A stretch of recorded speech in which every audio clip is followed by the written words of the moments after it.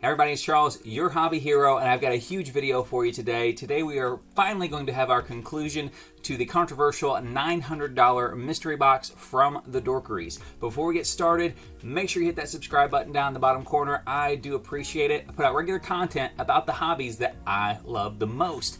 Now, if you are not familiar, a couple months back, I had purchased a couple mystery boxes from the Dorkeries, their last wave that they had sent out. I'll link the video up here so you can watch that opening. The big boy box that they had called it had a number of books inserted that were signed by Stan Lee, and those were kind of the big hits of this particular box. Now, the issue that arose was that big hit with those signatures, none of the books were witnessed or verified when they sent them out. They did guarantee all signatures that were on the books and that they would be verified by CBCS if they were submitted.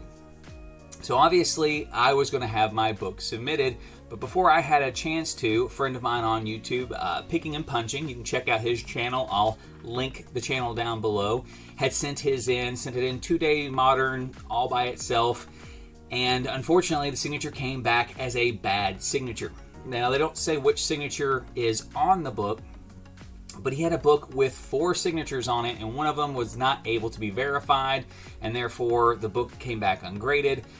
And he was able to get everything resolved satisfactorily with the Dorkeries. However, he had to reach out to me to let me know that, hey, just so you know, the book that I had that was guaranteed verified ended up not being verified. Now, the book that I actually got in my opening had 8 signatures on this book.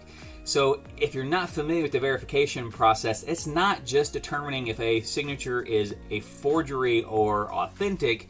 When they verify a signature, they have to have a frame of reference to go off of. In a recent interview, the founder of CBCS even said, hey, there are good signatures out there that we just can't verify.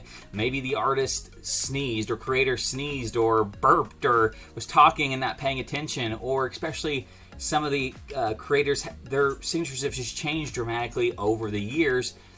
If we can't verify that that signature is authentic with one that we have in our database, then we just can't verify it at all. One of the most problematic signatures being Stan Lee's. Now, if you're not familiar, Stan Lee's signature changed dramatically, and as his health declined, his signature deteriorated as well, which causes a lot of issues for places that are trying to authenticate it. His signature is also one of the signatures that's on the book that I submitted. So I got my books pressed, cleaned. I had a couple other signature books that wanted to go in with it as well. I obviously didn't want to hesitate any longer because I did want to get it resolved if there were any issues. So I sent all my books in, 2-day modern. They just came back in today from CBCS. So we've got a couple of books here, most of them with signatures on them. We're going to jump in and see what we've got.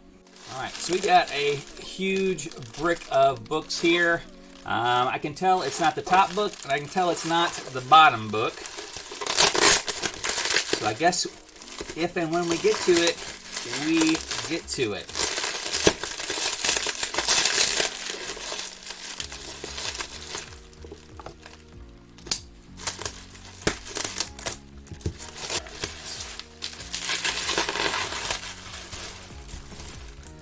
Got them all face down here. I'll let you guys see the grader's notes. Well, we got them all face down here. I'll let you guys see the grades. I'll take them out, kind of talk about where the books came from. I'll have values listed below if there are any. Some of these books are fairly unique in nature, so a lot of the prices are going to be also that unique in nature. One of the advantages / disadvantages of having something that there's a very low amount of is the demand for it's probably going to be lower, but you control the supply, you can really dictate the price on it. So, all right, first one up here, I'm going to take them out of these super shiny sleeves as we go. We've got Canto 2, The Hollow Men, number 1. I have a set of 3 of these. I got these from a eye candy mystery box. Got all 3 of them signed from the convention. Obviously, the signature came back verified.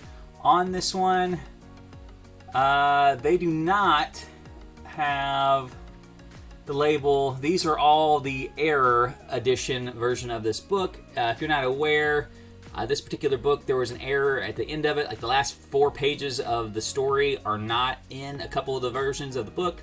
Obviously only identifiable if they mark the label.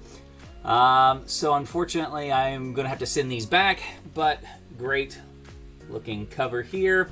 So honestly, it's just unfortunate that as soon as I get these back, they're going to have to go right back in.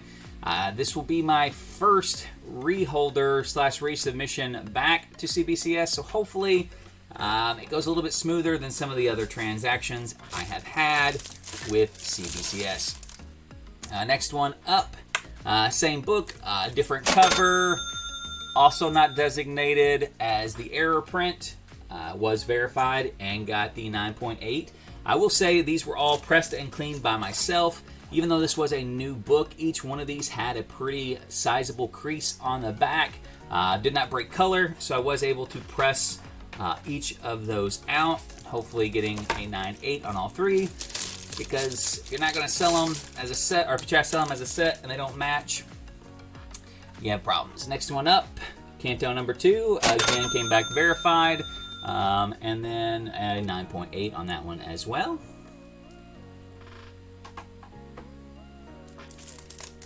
All right, got next one up. Still not the book. I can tell you from the back, it's not the book that we were looking for.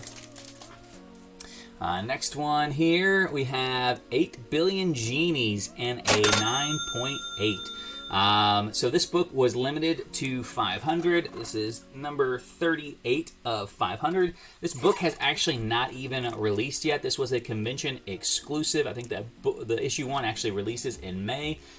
Very interesting story about basically everybody on Earth getting their own personal genie that will grant them one wish and what kind of happens afterwards. And this particular book, I think, is supposed to have some exclusive content even in it above the issue 1. So I'll probably hold on to this one at least until issue 1 drops. The story is really solid. Artwork is good. I think this book has a lot of potential. Both signatures verified. The case on, or the cover on this one was kind of weird too, so I was a little worried about the grade.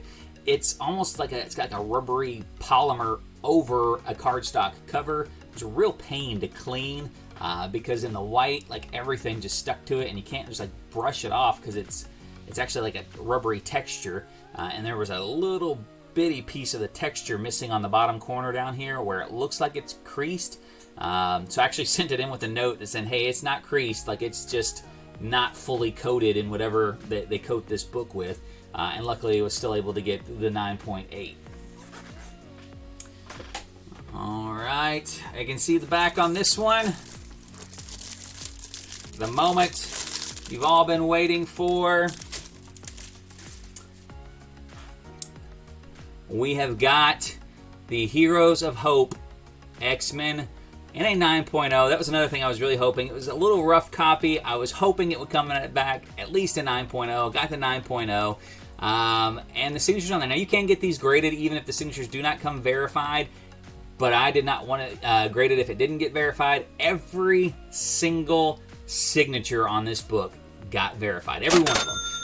And those signatures, if you haven't seen it, were Art Adams, Chris Claremont, Frank Miller, Jim Starlin, John Romita Jr., Stan Lee, Tom Palmer, and Walt Simonson. So, I mean, there is a plethora of individuals who have signed this book. Each one of their signatures now verified on a truly unique piece of comic book history.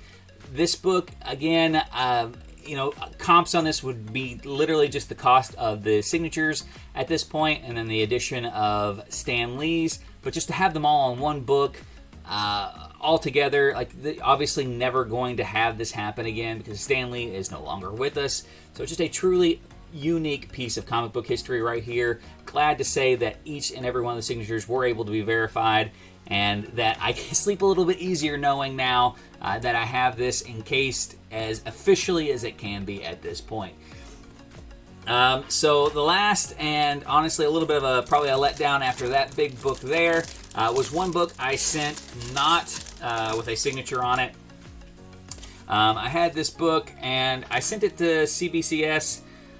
Honestly, just because a few of the defects that are on it, I feel like CBCS is easier on those than CGC is, and based on the grade that it got, it seems pretty consistent, maybe slightly better than what it would have gotten at CGC, and that is X-Men 101, First Appearance of the Phoenix, in a 7.5.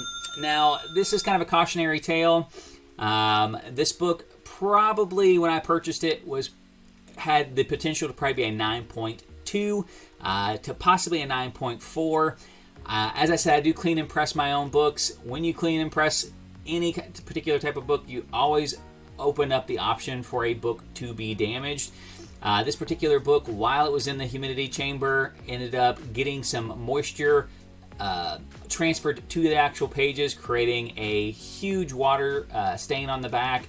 The process of removing the water stain really didn't do any favors with the sharpness of the corners. I did not do any favors with the smaller tears around the staples. Those were all heightened with that process and ended up dropping the grade considerably down to that 7.5. Still a great book, and you do have the Chris Claremont signing going on right now, so I'm not unhappy to have this back at this point. But like I said, it does hurt a little bit because one of those books that you have out there that is just not as nice as it was when I first purchased it, which is really just unfortunate.